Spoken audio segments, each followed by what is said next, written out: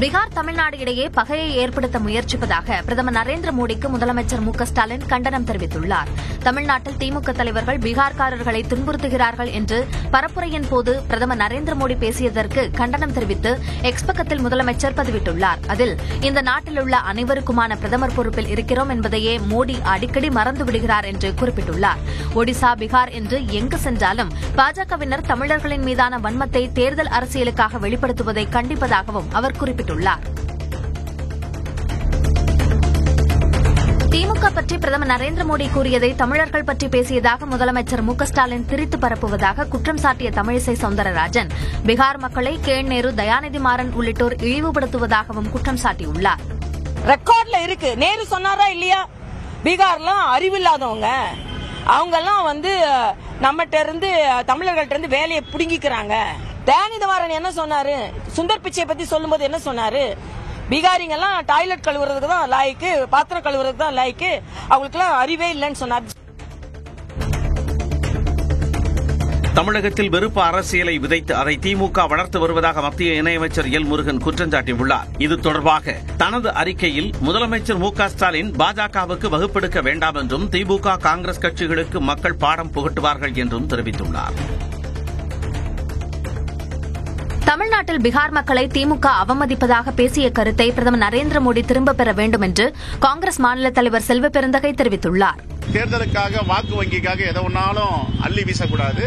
ஒரு பொறுப்புள்ள இந்த தேசத்தினுடைய பிரதமர் இப்படி ஒரு சிறிய வாக்கு வங்கிக்காக இப்படிப்பட்டு பேசுவதை வன்மையாக காங்கிரஸ் பேரியக்கம் கண்டிக்கிறது. இது பீகாருடைய புலம்பெயர்ந்த தொழிலாளர்களை போய் கேட்டா செய்யுங்க, மகிழ்ச்சியா இருக்கிறோம். என் தொகுதியில யாரை 1 லட்சம் பேருக்கு மேல வேலை பார்க்கறாங்க. இந்த 1 லட்சம் பேரை அவ்வளவு மகிழ்ச்சியா, இன்னும் சொல்ல போனா அவங்க பீகார் இந்தி மொழியை விட, பீகாரி மொழியை விட தமிழ் மொழி அழகாக உச்சரிக்க தமிழர்களாம் மாறிட்டாங்க. அதுதான் தமிழ்நாடு. தேர்தல் ஆதாயத்திற்காக இந்தியாவை பிளவுபடுத்தும் அரசியலில் பிரதமர் நரேந்திர மோடி ஈடுபட்டுள்ளதாக விசிக தலைவர் திருமாவளவன் விமர்சித்துள்ளார். சென்னையில் செய்தியாளர்களை சந்தித்த அவர் இதனை தெரிவித்தார். பிரதமர் பேசியிருப்பது திமுக என்ற பொருளில் பேசவில்லை, அப்படி எங்கும் பதிவாகவில்லை. தமிழகத்தில் பீகாரிகளை துன்புறுத்துகிறார்கள் என்றுதான் சொல்லியிருக்கிறார். அதே நேரத்தில் தெலுங்கானா, கேரளா மாநிலங்களிலும் வடமாநிலத்தவர்கள் அவமதிக்கப்படுகிறார்கள் அல்லது துன்புறுத்தப்படுகிறார்கள் என்ற கருத்தையும் அவர் சேர்த்தே பதிவு செய்திருக்கிறார். ஆக அவருக்கு தேர்தல் அரசியல் முக்கியமானதாக இருக்கிறது. ஆதாயம் தேடுவதே அவரின் நோக்கமாக இருக்கிறது. பிரதமர் நரேந்திர மோடியின் பேச்சு குறுகிய மனப்பான்மையை காட்டுவதாக திமுக அமைப்பு செயலாளர் RS பாரதி தெரிவித்துள்ளார். அண்ணா அறிவாலயத்தில் செய்தியாளர்களை சந்தித்த அவர் பீகார் மக்களிடையே தமிழர்கள் மீது அவநம்பிக்கை மற்றும் விரோத மனப்பான்மையை பிரதமர் மோடி ஏற்படுத்துவதாக குற்றம் சாட்டினார். பொய் பிரச்சாரத்தின் மூலமாக வாக்குகளை பெற்றுவிடலாம் என்ற குறுகிய மனப்பான்மையில் ஒரு பிரதமர் ஒருமைப்பாட்டை பாதுகாக்க வேண்டியவர்.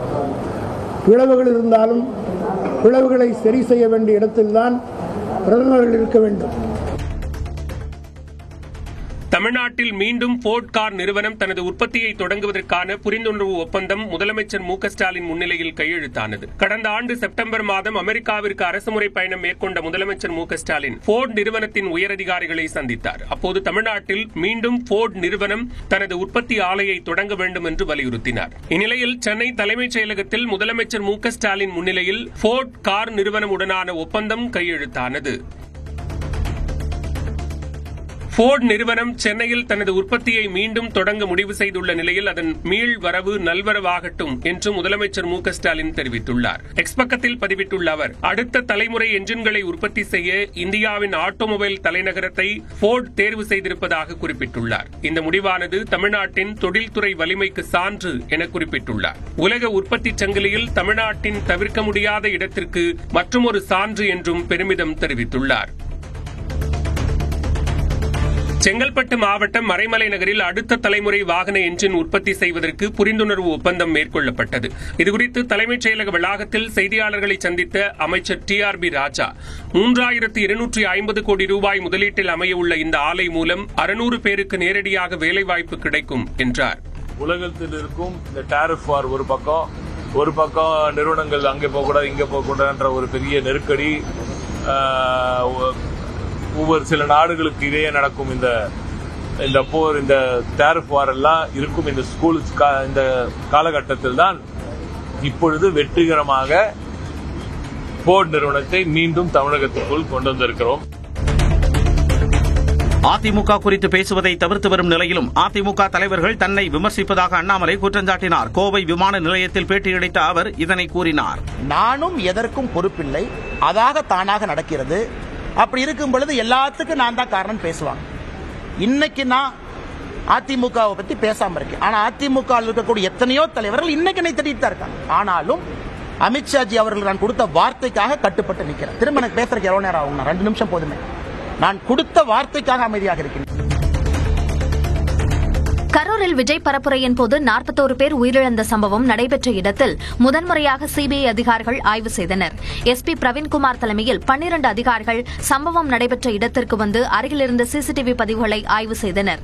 தொடர்ந்து அங்கிருந்த ஐடி நிறுவனத்திற்குள் சென்ற அதிகாரிகள் அங்கேயும் விசாரணை நடத்தினர். வேலுச்சாமிபுரத்தைச் சேர்ந்த பொதுமக்கள் வியாபாரிகளிடம் சாட்சியங்கள் பெறுவதற்காக சம்மன் அனுப்பப்பட்ட நிலையில் அதிகாரிகள் தங்கியுள்ள சுற்றுலா மாளிகையில் 4 பேர் நேரில் ஆஜராகினர். சர்தார் வல்லபாய் பட்டேலின் 150வது பிறந்த நாளையொட்டி குஜராத்தில் உள்ள அவரது பிரம்மாண்ட சிலைக்கு பிரதமர் நரேந்திர மோடி மலர்தூவி மரியாதை செலுத்தினார். நாட்டின் முதல் துணை பிரதமரான சர்தார் வல்லபாய் பட்டேலின் பிறந்த நாள் ஆண்டுதோறும் தேசிய ஒற்றுமை தினமாக கொண்டாடப்படுகிறது. இந்த நிலையில் குஜராத்தின் நர்மதா மாவட்டம் ஏக்தா நகரில் அமைந்துள்ள 182 மீட்டர் உயர பட்டேல் சிலைக்கு அவரது 150வது பிறந்த நாளையொட்டி பிரதமர் நரேந்திர மோடி மலர்தூவி மரியாதை செலுத்தினார். அப்போது ஹெலிகாப்டரில் இருந்தும் சிலை மீது மலர் தூவப்பட்டது.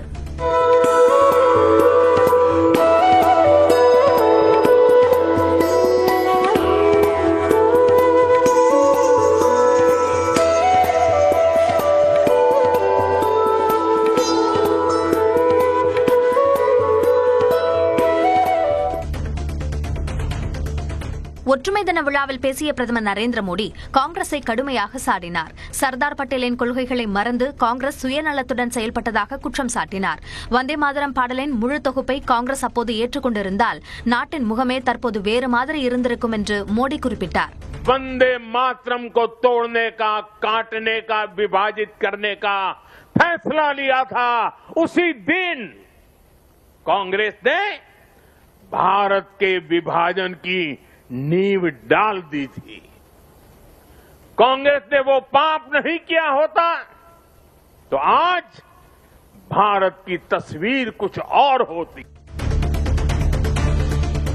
தேசிய ஒற்றுமை தினத்தையொட்டி பிரதமர் நரேந்திர மோடி தலைமையில் ஒற்றுமைக்கான உறுதிமொழி ஏற்கப்பட்டது. குஜராத்தில் நடந்த நிகழ்ச்சியில் புதுச்சேரி, குஜராத், மகாராஷ்டிரா, சத்தீஸ்கர், உத்தராகண்ட், மணிப்பூர், ஜம்மு காஷ்மீர் உள்ளிட்ட மாநிலங்கள் மற்றும் யூனியன் பிரதேசங்களில் இருந்து வந்த ஊர்திகள் அணிவகுத்துச் சென்றன.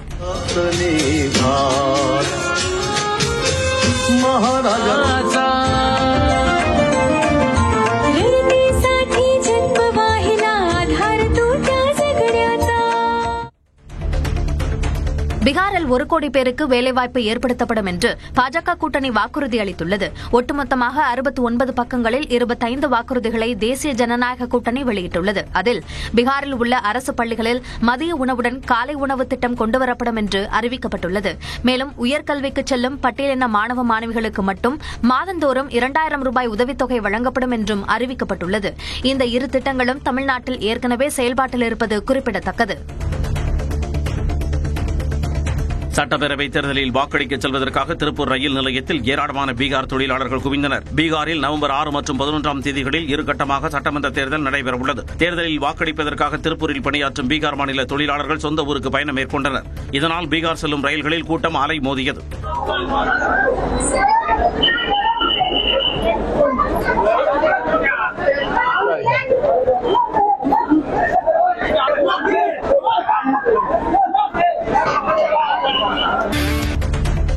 அதிமுக முன்னாள் அமைச்சரும் மூத்த நிர்வாகியுமான செங்கோட்டையனை கட்சியில் இருந்து நீக்கி பொதுச் செயலாளர் எடப்பாடி பழனிசாமி உத்தரவிட்டுள்ளார். கட்சியில் இருந்து ஏற்கனவே நீக்கப்பட்டவர்களுடன் தொடர்பு வைத்துக் கொள்ளக்கூடாது என்ற கட்சியின் சட்ட திட்டங்களை மீறி செயல்பட்டதாக கூறி செங்கோட்டையன் நீக்கப்பட்டுள்ளார். கட்சியின் அடிப்படை உறுப்பினர் உட்பட அனைத்து பொறுப்புகளில் இருந்து நீக்கப்படுவதாகவும் அறிக்கையில் தெரிவிக்கப்பட்டுள்ளது.